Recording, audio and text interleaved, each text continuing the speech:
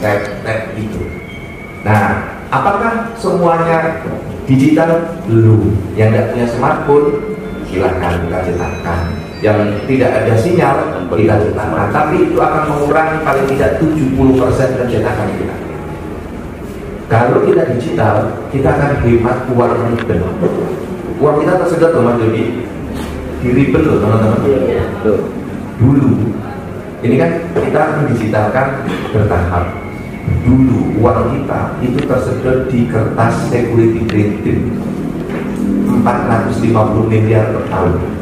Di angka kita kan kira-kira 900-an, separuhnya itu harus seperti itu. 2 tahun penuh itu kita hapus, bertahap 2009 itu. Maka kita sekarang sudah bisa cepat. Kenapa bisa cepat? Karena masyarakat bisa cetak sendiri. Ini yang belum diukur. Dengan masyarakat bisa cetak sendiri, berapa yang kita hemat? Tenaganya, printernya, tintanya, alatnya itu. Nah, ini perlu saya sampaikan agar teman-teman jangan takut nanti kalau punya pegawai, tentu saja harus punya pegawai, bisa melibatkan yang tadi petugas registrasi desa. Semua dokumen bisa dicetak di desa kecuali KTP L dan IA. Nah, besok modalnya hanya printer aja dan PC tentu saja. Nah, caranya apa? Kirim lewat WhatsApp, kirim lewat email petugas registrasi desa itu. Yang penting petugas registrasi desa integritasnya kuat. Karena dia dikirim banyak email, jangan sampai nanti PDF-nya dia share ke orang lain semua. Iya, betul. Nah, memang kalau dengan email ada resiko data kita pindah ke pemilik email, yang ada selalu ada resiko. Karena secara nasional kita belum punya platform emailnya Indonesia pribadi tentunya. Nah, oleh karena itu teman-teman besok jangan takut di 386 kelurahan dan desa itu semuanya jadi unit layanannya dukcapil. Kalau dulu kan kepala UPT harus diangkat dan diberhentikan oleh menteri. Kalau ini kan nggak tanda tangan. Petugas registrasi desa boleh. Nanti minta izin Pak Bupati. Alokasi dana desa mereka akan cepat. Belikan printer kan nggak mahal, 10 juta udah bisa. Printer dan apa itu kayak gitu, PC itu. Nah, kalau di desa sudah tersedia, tambah lancar lagi. Saya nanti bisa mendeklar Mas. Ternyata di Sukabumi pelayanan admin sudah sampai ke 386 desa dan kelurahan. Boleh nggak saya ngomong hari ini di media ini? Boleh. Jangan sampai saya ngomong nanti di wartawan datang ngomong enggak Pak Dirjen itu. Petugas registrasi sudah kita SK bukan? Enggak, bukan SK-nya, pelayanannya. Kalau di Wonogiri, saya kan datang langsung ke sana, saya lihat, ya oke.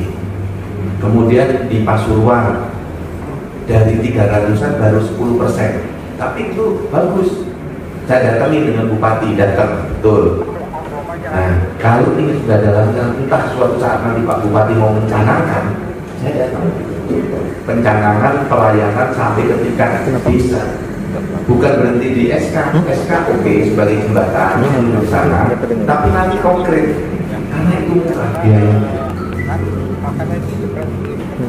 Kalau nanti mau dari desa entry, ya kan, itu butuh VPN. Tapi kalau dari desa nggak entry, yang entry masih di sini. Tahap pertama bisa desa ngirim dokumennya, petugas tadi, nanti kan di sini ada yang menerima, entry masih di sini, selesai dikirim lagi langsung atau emailnya dari desa.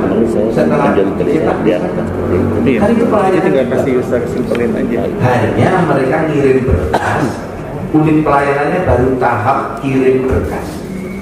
Kalau dari Pasuruan, dari Wonogiri, tahapannya di sana sudah entry data. Beberapa daerah, Banjarnegara atau Purbalingga sudah entry data. Kalau entry data perlu VPN, Kominfo itu kerjaan.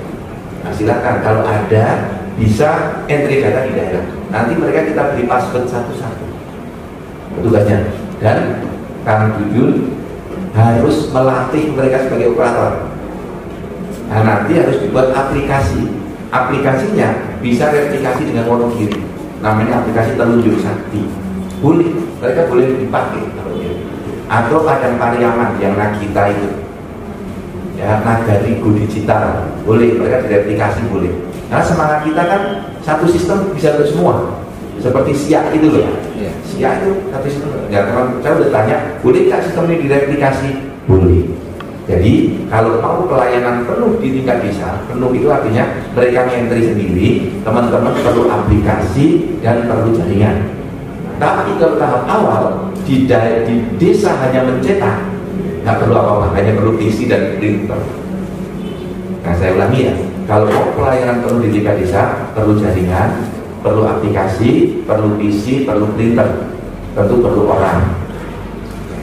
Kalau di desa hanya mencetak, hanya perlu orang, perlu PC, perlu printer. Dan tentu saja kalau itu by phone tentu ya by dengan WA dikirim aja bisa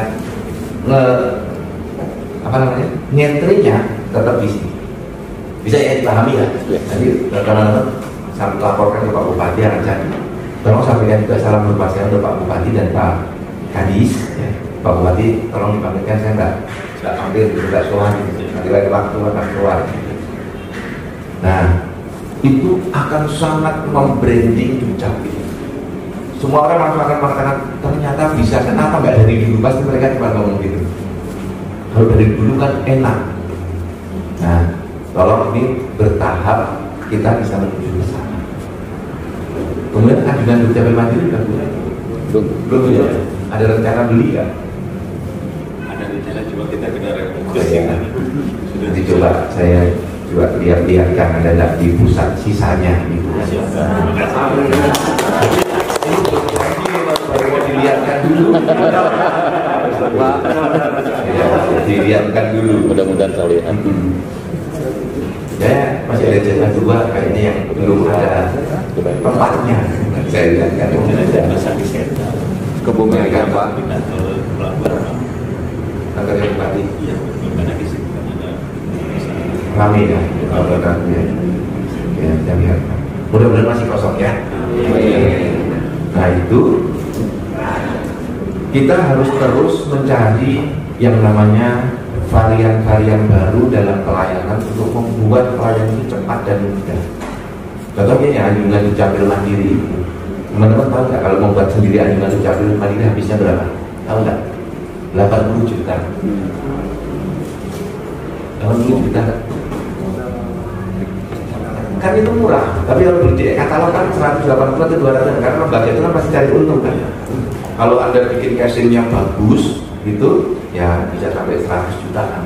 Casing itu loh, boxnya itu murah. Itu kan sederhana.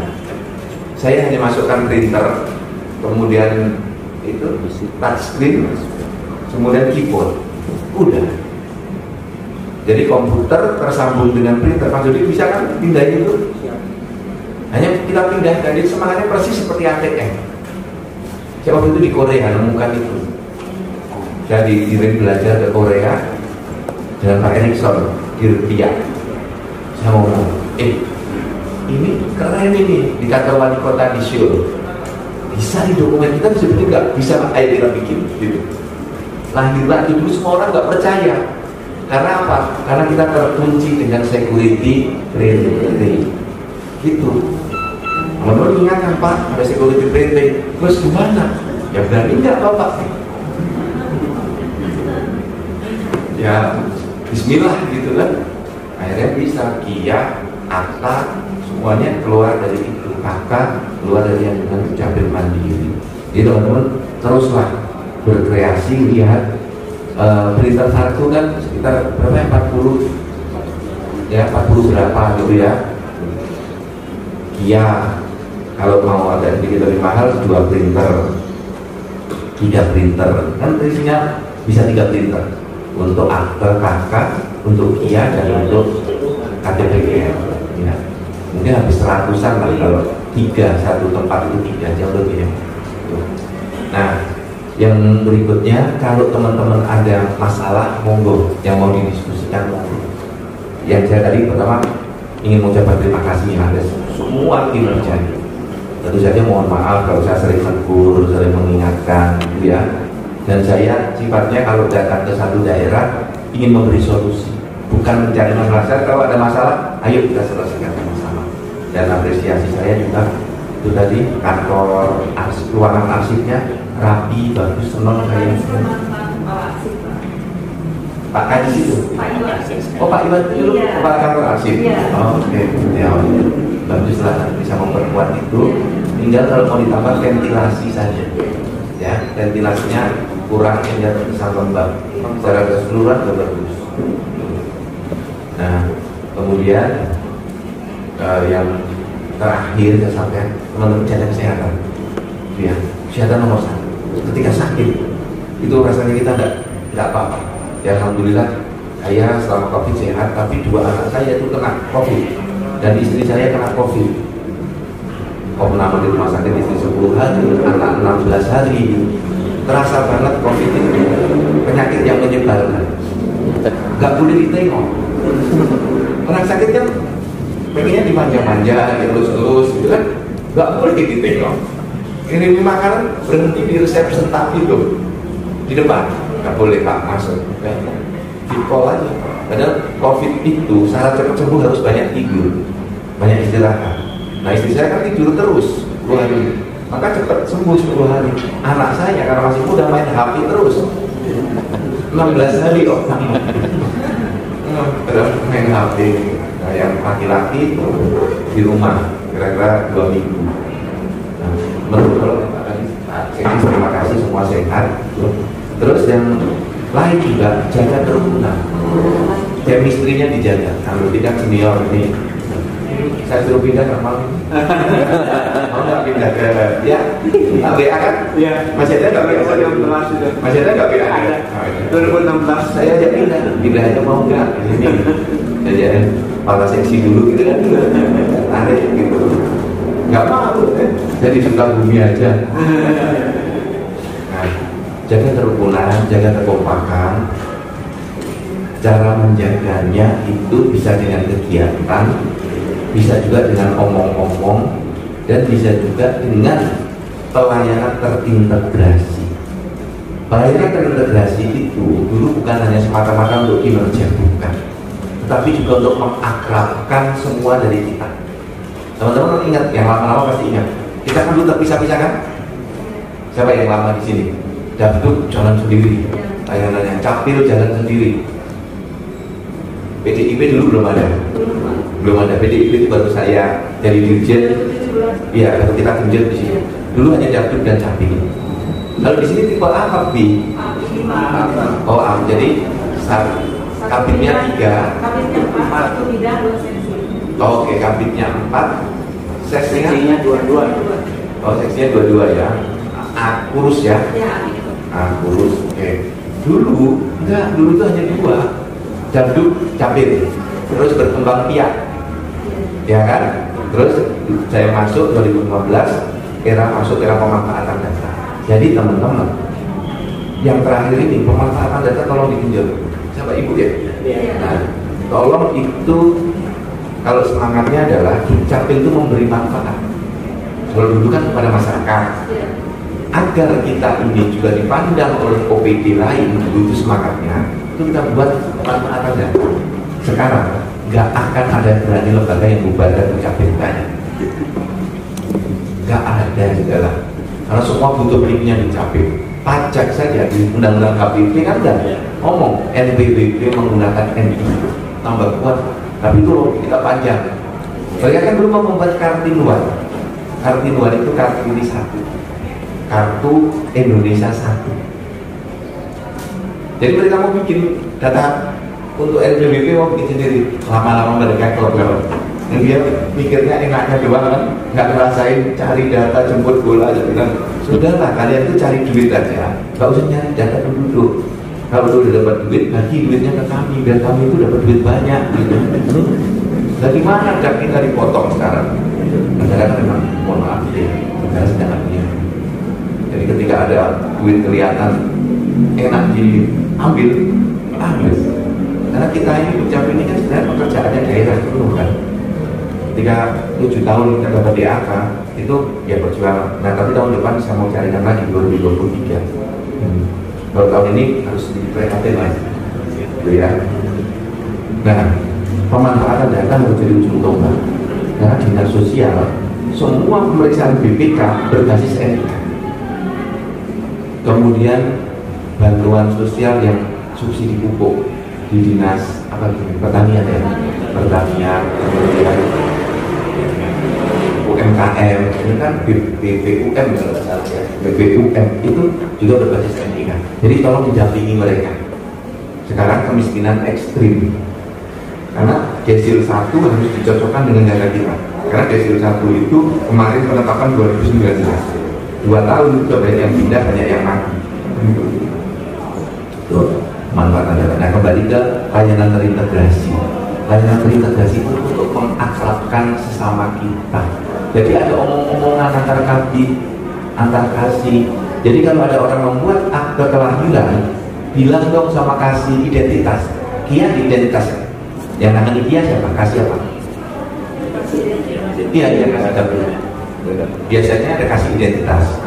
Nah, lahir ngomong, ini ada terbit akte kelahiran, tolong dong dibuatkan Kia. Kan gitu. Nanti ini ketika orang datang, pertama dibuat di dapduk, dibuatkan kartu keluarga. Dengan keluar kartu keluarga langsung ke bawah. Perlu apa lagi nih? Kia. Perlu apa lagi nih? Akte. Kalau akte kematian, KTP bagian. Karena selalu dapduk capil itu selalu berhimpitan. Kalau dulu kan enggak, buat akte kematian ya terbit saja akte kematian. Nah, kita mencanangkan 2015-2016 itu 14 langkah besar Dukcapil. Tapi belum kita lihat ini ada poster 14 langkah Dukcapil. Ada yang ingat nggak 14 langkah besar Dukcapil? Mulai dari layanan terintegrasi, rekam cetak luar domisili, pembuatan KTPL tanpa pengantar, ekosistem pemanfaatan data, FR, face recognition, jemput bola, itu 14 langkah. Saya yakin teman-teman sudah mengimplementasikan itu, hanya nggak hafal aja. Kalau di beberapa daerah dipasang. Nanti boleh juga dipasang. Pak Geri dikirim nanti ya file itu Pak Sekdis. Saya kira dari saya itu, teman-teman kalau ada yang mau didiskusikan atau mau ditanyakan monggo. Silakan dipanggil. Yang tentang siap itu loh. Tetapi kalau pemanfaatan data 102, itu aja bedanya. Karena nanti konfigurasinya dari usia pecah 2, refleks 96 dan 102. Jadi yang mungkin Pak dukungan untuk yang 13 itu. Ya, dari kami perlu dukungan apa? Surat saya baru kemarin apa yang surat itu? Oh, baru. Izin dari bapaknya belum ada. Dari sini sudah Ya, kirim saya. kemarin ya. Nanti saya coba minggu depan ya. Saya selesaikan. Nah, yang perlu kita cermati nanti akte kematian. Akte kematian itu bisa jadi kita harus cek di kartu keluarga.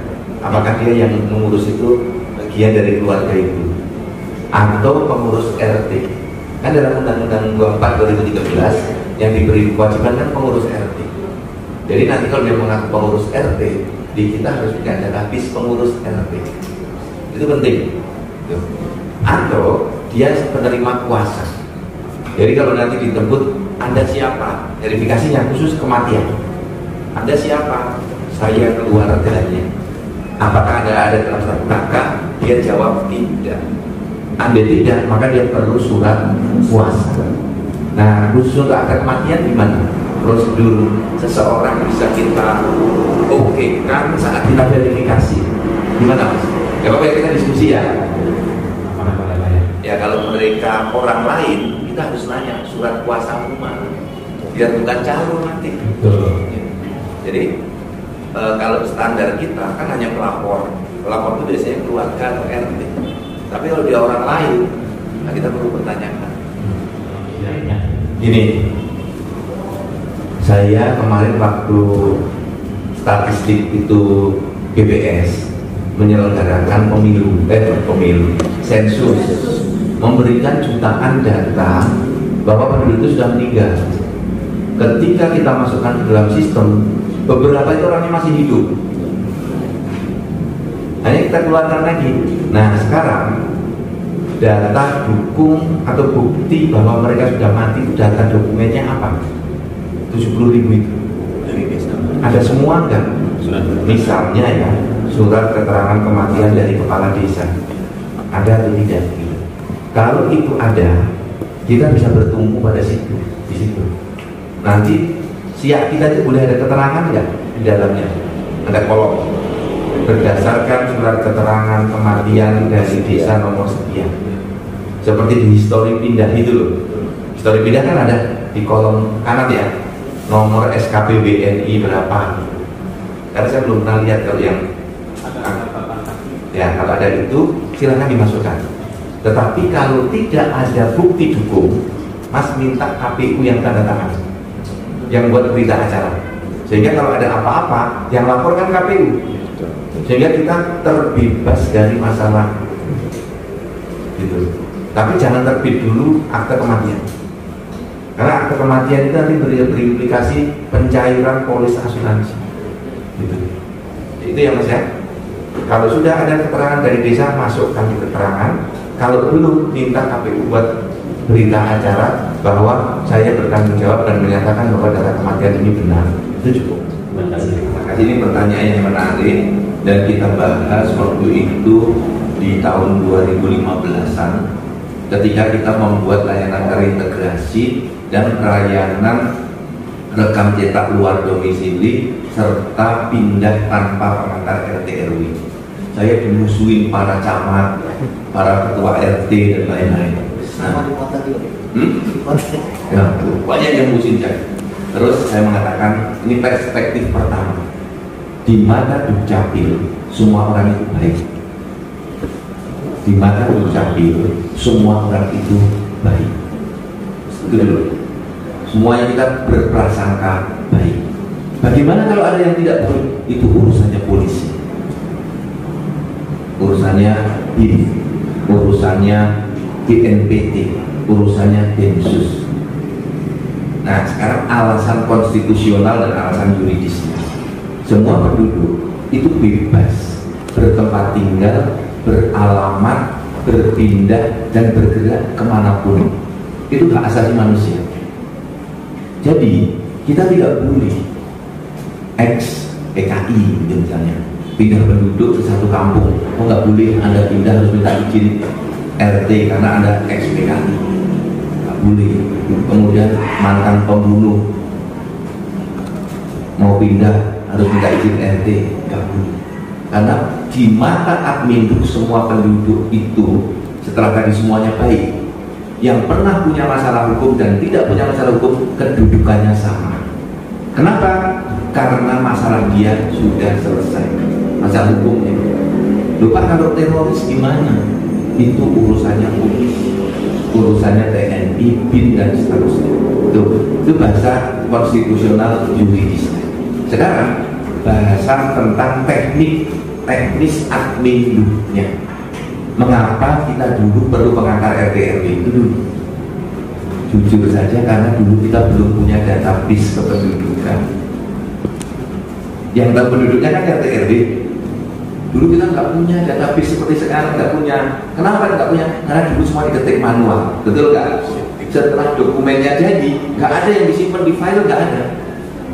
Maka itulah mengapa butuh data dari RT RW sebagai penanggung. Berapa orang betul ada di situ. Seiring perjalanan waktu, database kita semakin bagus. Dulu kita nama orang itu menurut apa yang ditulis ketua RT, maka banyak yang salah. Bukan menurut orangnya. Orangnya kan yang ngurus RT pembantu siapa? Orang itu yang penting cepat aja. Yang nguruskan juga calo, jadi kakak, jadi KPP namanya beda dengan penduduknya. Nah, seiring waktu data kita semakin baik. Di RT RW tidak ada peningkatan kualitas yang berarti, tetap manual. Nah, sekarang data di Dukcapil lebih lengkap. Nama orang ke teknik datanya keluar, betul kan? Betul kan? Sekarang kalau di RT ke teknik keluar nggak? Apa yang keluar data dari sana? Nah, akhirnya secara administrasi timbul gap, timbul kesenjangan. Siapa yang datanya lebih lengkap? Dukcapil atau RT RW? Dukcapil kan? Betul nggak? Ini percaya betul nggak? Nah, sekarang kalau orang yang punya data lebih lengkap bertanya kepada orang yang nggak punya data, kira-kira itu cerdas apa gila? Saya canggahin gitu, benar juga sih Pak Dirjen itu. Lalu sekarang itu yang punya data itu kita. Baiknya baik address dengan ibu, bapak, anak, istri dan semua siapa yang tinggal di situ, mertua. Nah kalau kita minta keterangan dari orang yang tidak punya data, nah akhirnya mulai menerima itu. Benar juga sih. Nah itulah pergeseran dari pola kerja manual ke pola kerja digital. Terus tugas RT RW itu apa? Mengelola fungsi sosial. Jadi kalau RT itu mau bekerja dengan baik, urus akte kematian. Karena dalam undang-undang disebutkan Mas, bahwa tugas ketua RT atau pengurus RT adalah menguruskan akte kematian. Itu tugasnya, tugas utamanya. Pengantar RT sudah diubah. Nah itu ada 3 jawaban itu. 1 jawaban spiritualitas di mata hidup semua orang baik. Kemudian jawaban yuridis konstitusional. Hak asasi manusia kita adalah bergerak, berpindah, bertempat tinggal dimanapun. Kemudian yang ketiga, secara teknis administrasi kependudukan. Yang punya data lengkap itu di Dukcapil. Kira-kira 3 itu Mas. Oke. Iya teman-teman ya. Baik, saya mohon izin untuk kembali ke Jakarta. Nggak ada ketemu teman-teman Bonse sebentar. Ada mau ngajak ngobrol mana itu ya. Masih nunggu di bawah ya. Saya mohon pamit, terima kasih, mohon maaf lahir batin, sukses selalu teman-teman, sehat selalu, salam Bu Hardina, salam semua teman-teman di kota. Saya belum bisa mampir, tapi saya dulu pernah mampir ke sana, zaman Pak Muras. Pak Kadi saya kenal dulu, Pak Iskandar sebelumnya siapa? Pak Iskandar kan penggantinya. Yang teman ya? Pak Beni yang sempat saya matikan jadikannya dulu loh. Pak Iskandar. 2016 iya, itu kan belum berjalan itu, masih tolak menolak, tarik menarik pusat dengan daerah waktu pengangkatan dan pemberhentian kepala daerah masih semua belum mau menerima kan, undang-undangnya sudah mulai terterapkan pelan-pelan. Sekarang udah alhamdulillah sudah jalan, semua udah sadar. Dan Pak Muras itu sekarang akrab banget kan, dulu saya dengar gitu ya. Saya kira itu teman-teman, terima kasih, saya mohon pamit, sehat selalu ya. Assalamualaikum warahmatullahi wabarakatuh.